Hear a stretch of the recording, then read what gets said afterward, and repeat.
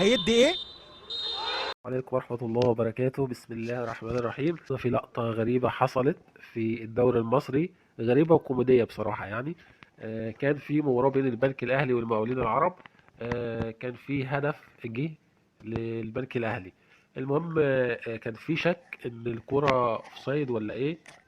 فالحكم كان بيراجع الكرة، وبيعمل لها تشيك، وفي الفار بيعملوا لها تشيك يعني فيها اوفسايد ولا لا، هدف صحيح ولا لا.